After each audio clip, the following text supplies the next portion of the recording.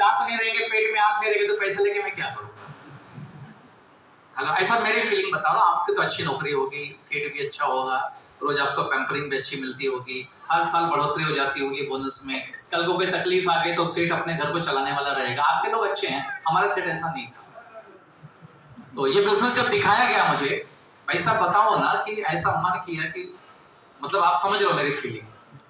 मतलब अगर मुझे ये मालूम होता कि अंगूठा छाप आदमी भी लखपति करोड़पति बन सकता है, तो मैं पागल हो जो पढ़ाई लिखे में पैसा डालता।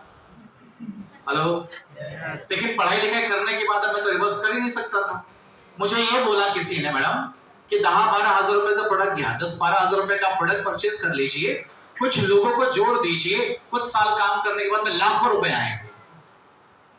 अब मुझे बताइए कि अगर ऐसा किसी पढ़े लिखे आदमी को कोई कहे तो विश्वास होगा क्या? नहीं। तो अपने को भी विश्वास नहीं हुआ।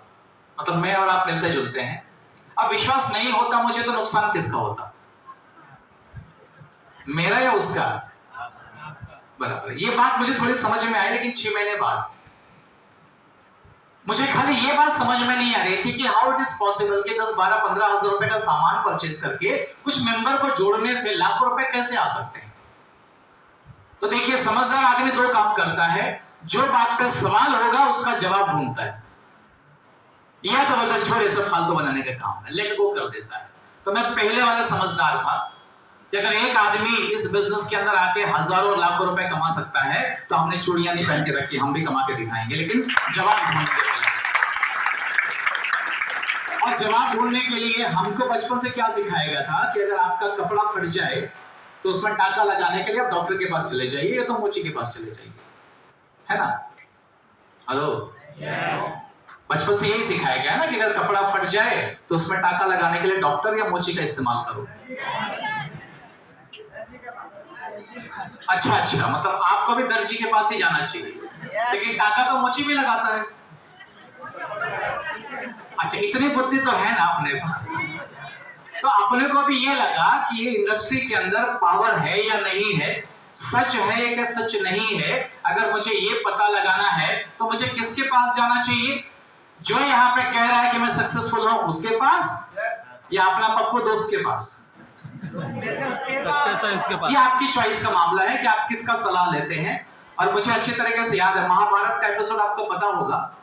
महाभारत में 2 गुरु हुआ करते थे, एक गुरु था अर्जुन का और एक गुरु था दुर्योधन का। सगा मामा था दुर्योधन का, क्या नाम था? अरे इज्जत से लो, क्या नाम था? मामा शकुनी। मामा शकुनी। और अर्जुन के गुरु कौन थे? भगवान श्री कृष्ण।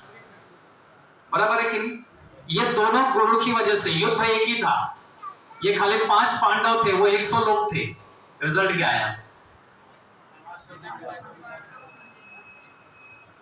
कौन जीता? जिसका सलाहकार सही था। मैं आपसे जानना चाहता हूं दोस्तों कि आपकी जिंदगी में अगर आपको सफलता हासिल करनी है तो आज की डेट में आपके पास आपका सलाहकार कौन है? Who is there whom you can consult? ऐसा कौन सा व्यक्ति आपके खानदान में है, आपकी जिंदगी में है, जो जिंदगी में अफलातून सक्सेस ले रहा है और आपको सलाह देने के लिए तैयार है?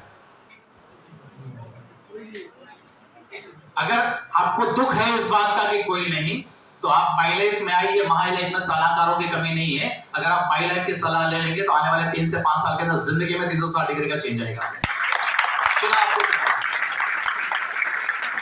कुछ लोगों के दिमाग में कभी कभी ये सवाल होता है, जो मेरे दिमाग में था, कि यार मैं ये प्रोडक्ट परचेस क्यों करूं और मैं क्यों लोगों का प्रमोशन करूं?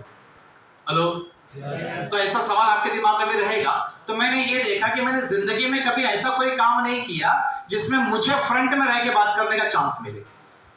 फ्रंट में मतलब, अगर मैं कहीं कंपनी में नौकरी करता हूं तो मेरे को कंपनी विजिटिंग कार्ड देती है, राइट और रॉन्ग? और विजिटिंग कार्ड पे मेरा नाम लिखा रहता है, Arvind Prajapati, field sales officer, बराबर है? और वो कंपनी का नाम होता है, कंपनी का एड्रेस होता है। कल को मैं कंपनी छोड़ दिया तो क्या कंपनी बंद हो जाएगी? लेकिन मेरी कमाई। अच्छा, नौकरी छोटी हो या बड़ी हो, ऐसे ही होता है। yes. तो यहाँ पर क्या, वहां तो मैं बताता हूँ मैं इन्फोसिस में काम करता हूँ, मैं टीसीएस में काम करता हूँ, मैं ताज होटल में काम करता हूँ। यहाँ पे किस में काम करते हो? इधर कोई तुम्हारा नहीं सुनेगा तो इधर काम करता है। लोगों को खाली ये समझ में आता है तू फंसा हुआ है और हमको फंसाने आया है। हेलो। लेकिन इसको जिसको समझ में आ गया कि ये फंसने का बिजनेस नहीं है, ये फंसे हुए लोगों को निकालने का बिजनेस है। फंसाया तो हमको गया है, फंसाया हमको गया है।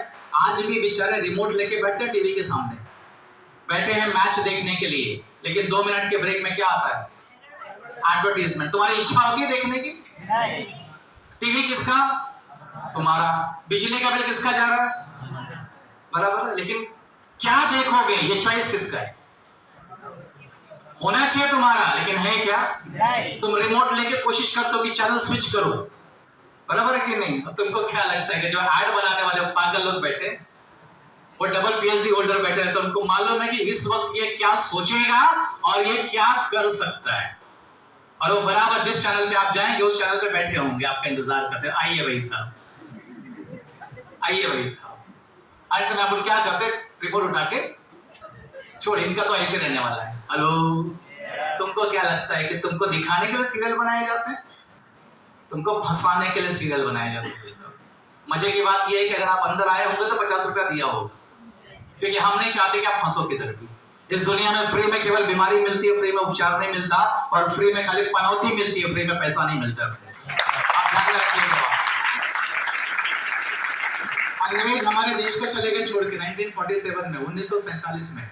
उनको ये मालूम पड़ा कि ये लोग तो जीने वाले और खाने वाले हैं, तो क्यों ना इनके घरों में ऐसे प्रोडक्ट डाल दिए जाएं कि हम वहां पर बैठे अंग्रेजी में, अमेरिका में बैठे, लंदन में बैठे, ये मंजन घस के थूकेगा और पैसा सीधा वहां आना चाहिए।